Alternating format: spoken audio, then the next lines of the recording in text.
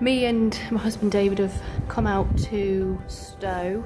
I'm feeling like I've got energy.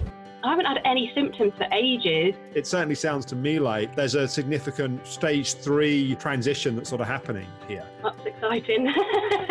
Really exciting. Being off work on furlough has been amazing for me. Unfortunately, that's changed. I'm being asked to work full-time hours. I am really quite scared that my symptoms are all going to come back and I'm going to be unwell again.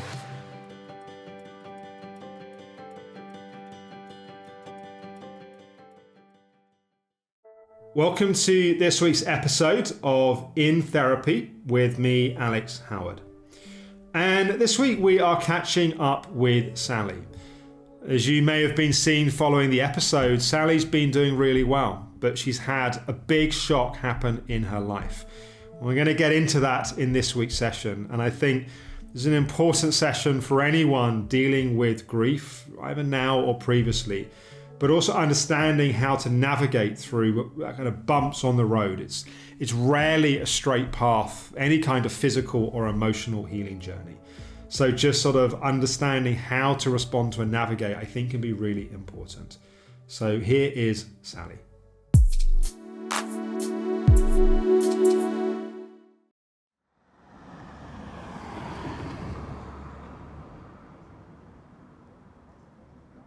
It sounds like you've had a bit of a challenging time over the last kind of week or two. So yeah, talk me through it.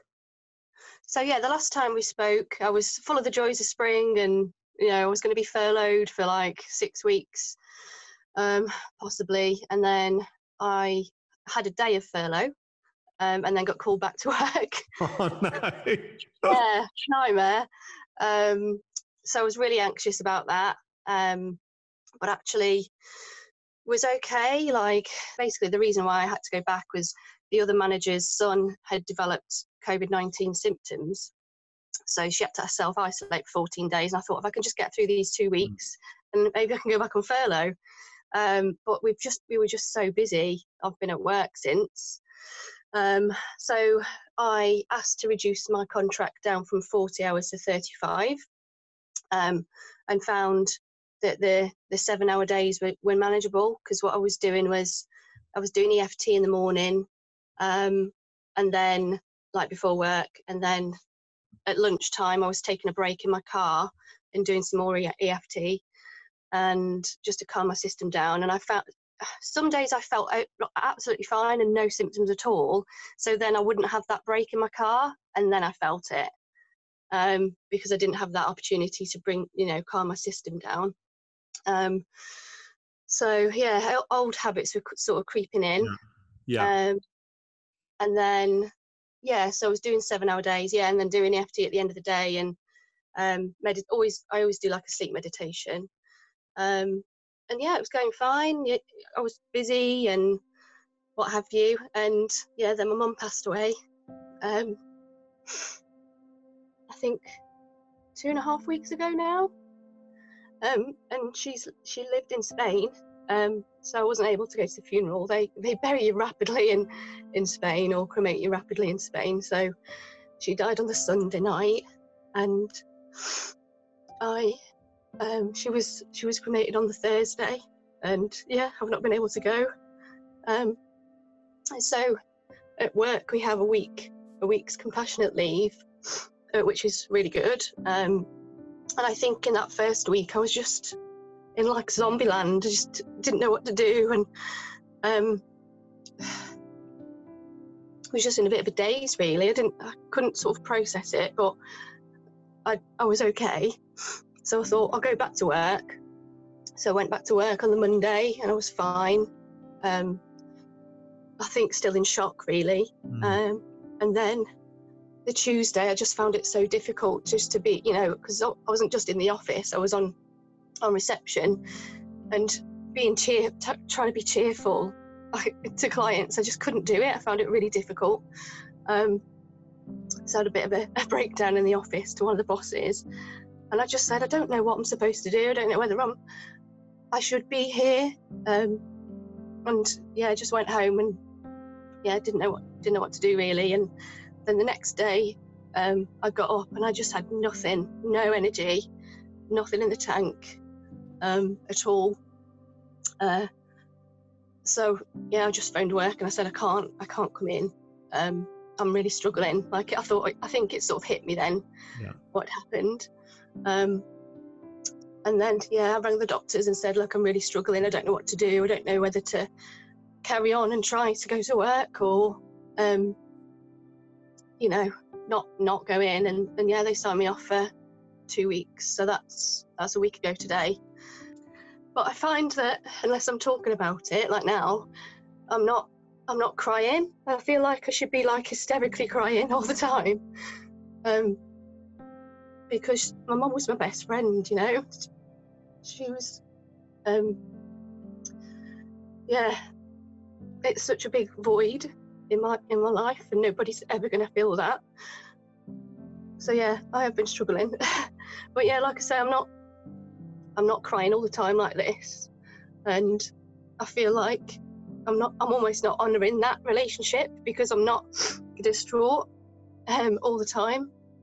And I thought, is it my, you know, I'm ignoring it, I'm pushing it back, and trying to suppress my feelings and emotions, as is my history. But then, you know, I've been doing a lot of sort of research and reading on grief, and nobody's the same, and you shouldn't judge yourself by other people. But yeah, it's just massive loss.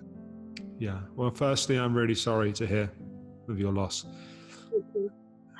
And I think there is no perfect, ideal way to deal with it. And I think, you know, in a sense, we go through stages and chapters in that process. And it sounds like initially you were just in shock, and that's totally appropriate. And it takes a while for that kind of what's happened to sort of land and process a bit more deeply. And it sounds like that, you know, you made all the made the decisions with the best information you could at the time.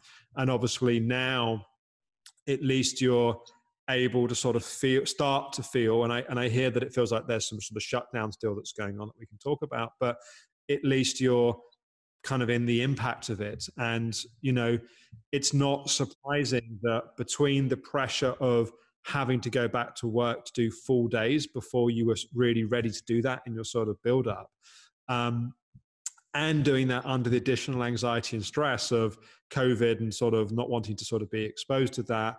And then on top of that, the loss of your mum, but also on top of that, not being able to go to the funeral and say goodbye and have the things that one would normally have as part of that.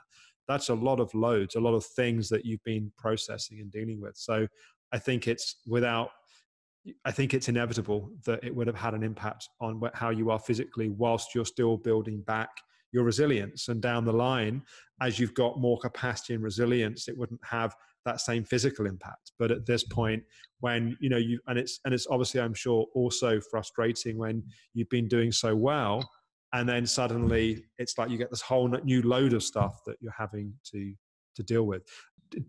So it sounds like when you're talking about your mum passing, you are able to feel it, but you say the rest of the time that you're not. Say a bit more about that.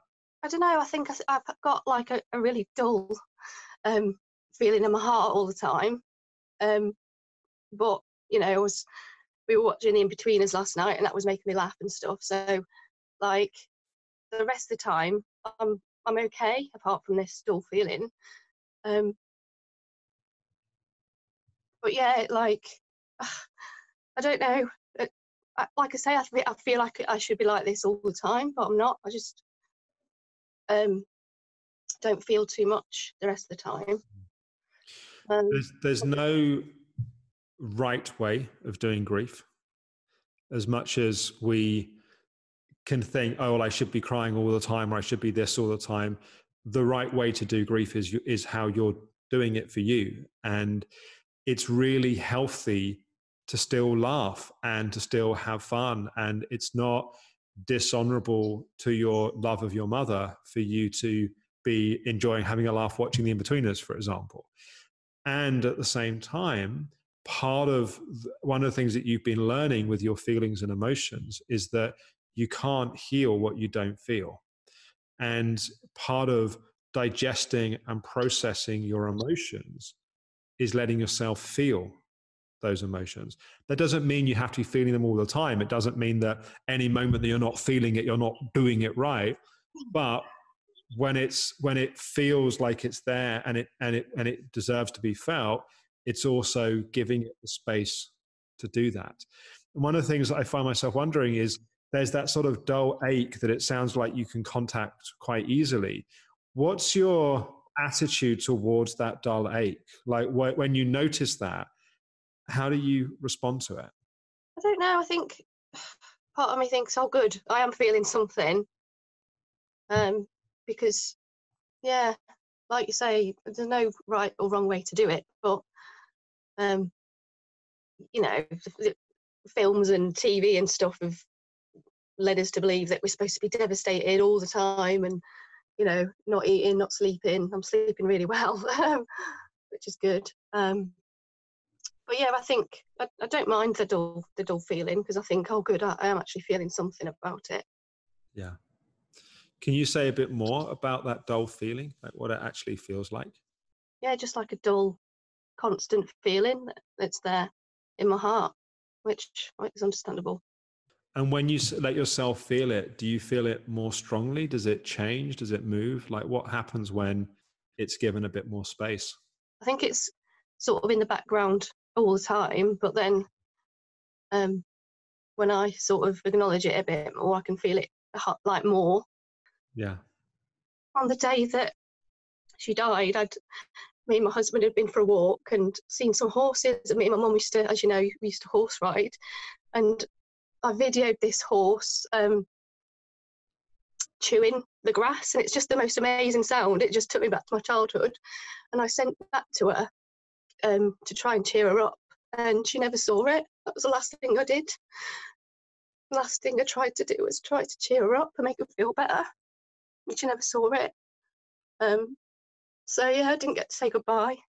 And she knew, I don't feel bad that she didn't know how I felt about her. Like, I told her all the time. But yeah, it's just such a void.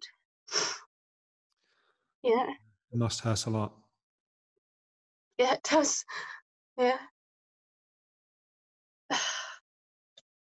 You always wanted to get tears out of me, Alex, and now you've got It's not so much I want to get to. It's not important to me whether how much you are feeling it now. What's important is that you are feeling it. You know, it doesn't have to be in this moment. In terms of how you're being with you, do you feel that you're being gentle with yourself and that you're letting yourself have your feelings?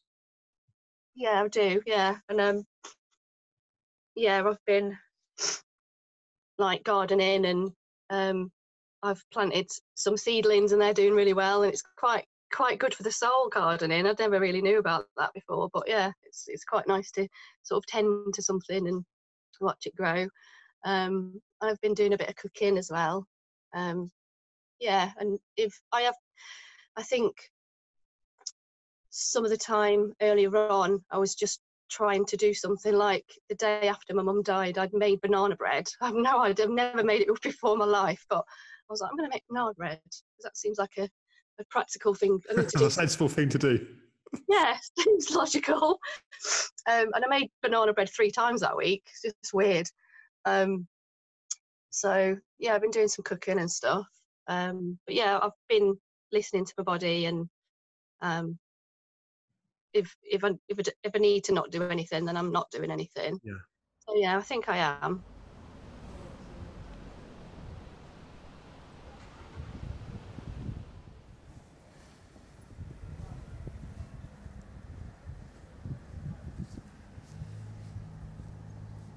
One of the things that I think is really important in sort of digesting and metabolizing grief and loss is that we sort of go through moments of remembering and playing over certain things. Like, for example, the fact that you wish, of course, you wish that you've been able to go and see your mum and kiss your mum and hug your mum and say goodbye. And there's a part of you that's going to feel that and think about that, and things that, looking back on the times that you had together and things that you miss and you feel sad about. And it's very easy for your inner critic to come in and say, well, you can't fix that and you can't change that, and to sort of tell you off for feeling the way you're feeling, or reflecting and reminiscing about things, or thinking about the future and thinking about the things that you won't be part of in the future. And part of that processing and feeling of grief is to let yourself have those reflections and to have those moments, and to not make yourself wrong for that, and to not judge you for that. And not that you want necessarily even to move through grief quickly. You want to move through it in whatever way is true. But perhaps the better way of wording it is the least painful way through grief is right through the heart of it. And that means just letting yourself have your feelings, because your heart has been broken and has been hurt and needs to be able to be felt and metabolized. And in that process, that's how your heart heals in the best way that it can. And of course, it'll always feel a bit different because of the loss. That doesn't mean that you can't ultimately find true pleasure and joy in everything in your life, but we're all shaped by the things that happen to us. And the loss of a parent is something that impacts everyone in a significant way. Yeah. And what you said earlier about, it's another load. Like, how do I, because I was like, I was doing so well. I don't want it to be like, I want to feel it all and process it all, but I don't want it to set me back. Like, I don't know how to do that, because I've never been through a grief like this. Yeah. It'll all be very, very clear looking back on it. And I think the best answer that I can give at this point is it's a balance, right? So it's a balance of letting yourself feel and giving the space to that. And sometimes that might mean on certain days you feel pretty demotivated and fed up, and sort of things that used to seem important don't really seem important, because actually the hurt in your heart feels more important. And then other days where you're sort of, not from an inner critic judgmental point of view, but you sort of think, I feel quite low in mood. Actually, I need to make sure I get out and walk Phoebe. I need to make sure I go and do this. And having that sort of clarity to realize what you need, and then to give yourself what you need. And sometimes that's a little bit of a push and a little bit of actually, I need this. I will feel better for doing this.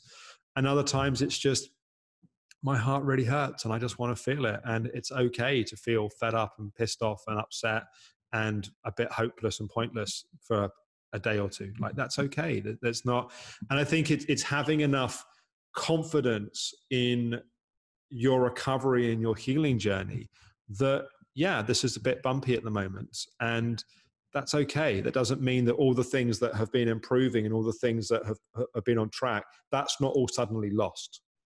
The lessons and the healing that happened is still there. It's just right now you're dealing with this whole new load. And another way of looking at it is how, extraordinary that you've had one of the biggest shocks that you'll go through in your life.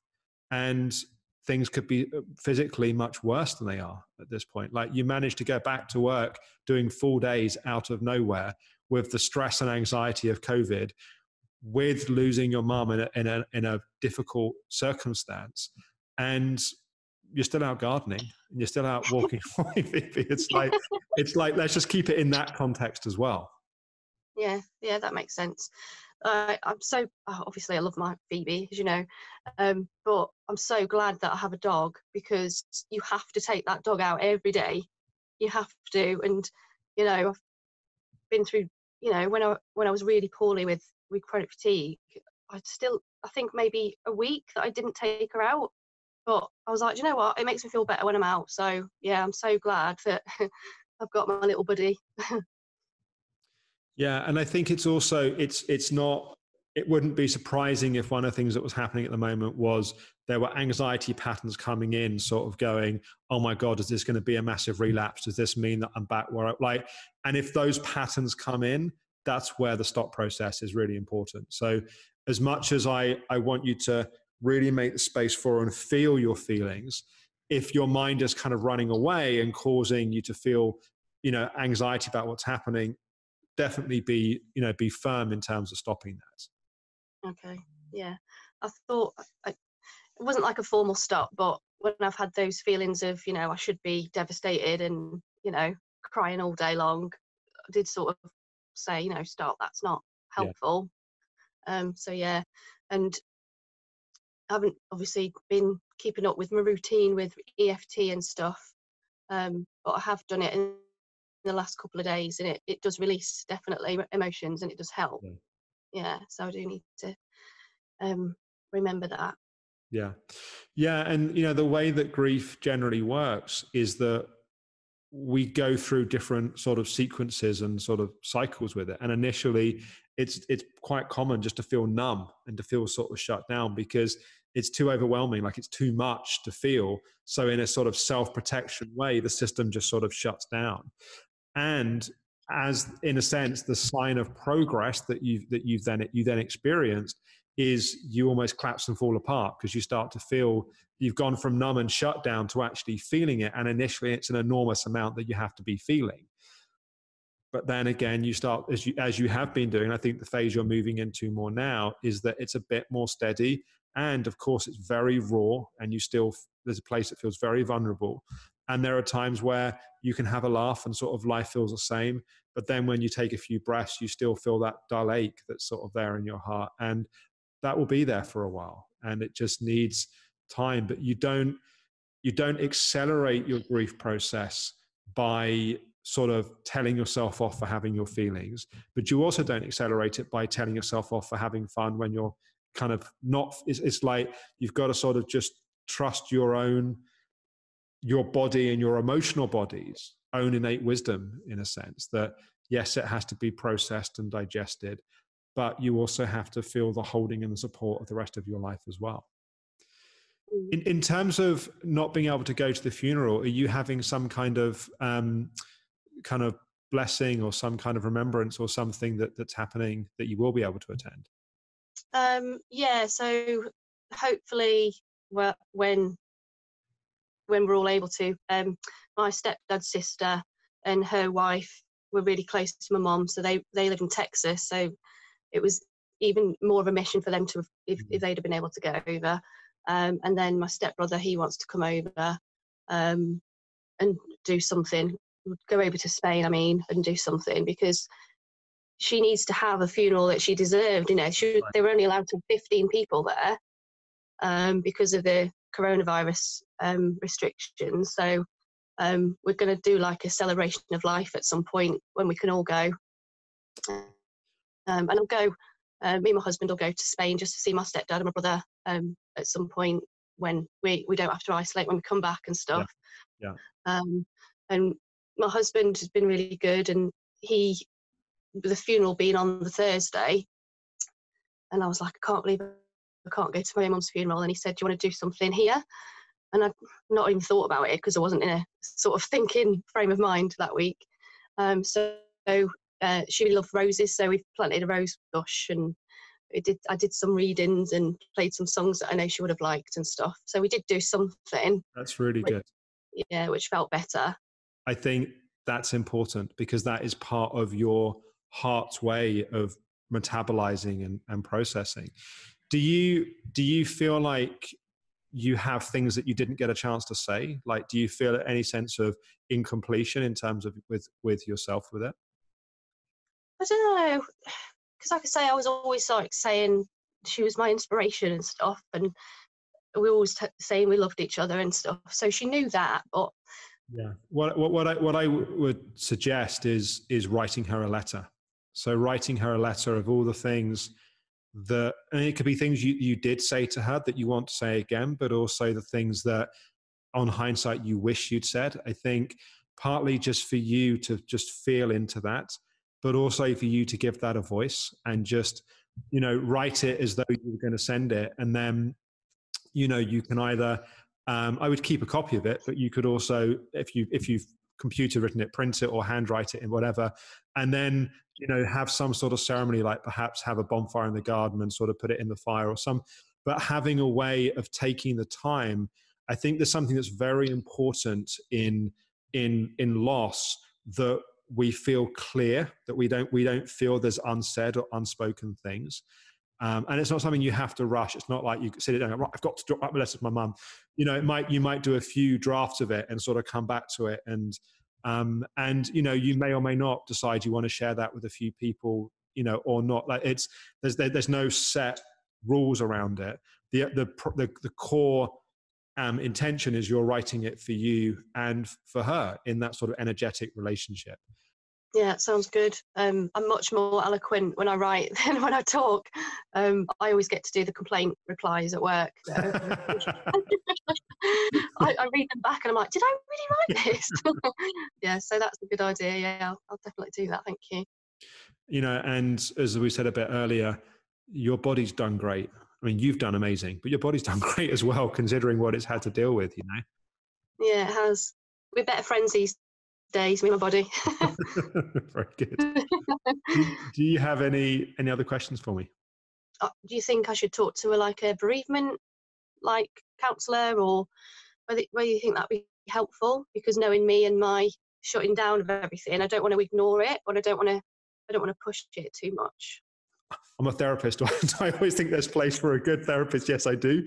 And having a few sessions, I think could well be helpful. I don't think it's necessarily essential, but if there's someone that you find that you feel good with and it's sort of workable, there's always a place to have that extra sort of help and support. But the most important thing is just making sure that you talk about it, and not worrying about being a burden to others. That actually, that's the gift of friendship, that when we go through something painful in our lives, that friends and family are there to hold us through it. Okay. Yeah, that's cool. Thank you. Yeah. Any other questions? No, that was it. Thank you. Okay, good. So go gently. Really think about over the coming weeks, if this was your husband going through this now, or one of your close friends going through it, who would you be for them? Be that person for you. Okay. Yeah, that's your goal. Thanks, Alex. Take care. Thank you. Thank you. Bye-bye. Bye. Bye.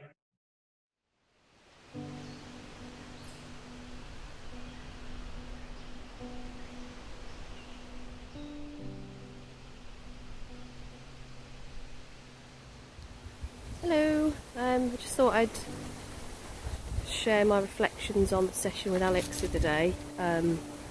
Yeah, it was really good to sort of talk everything through with Alex.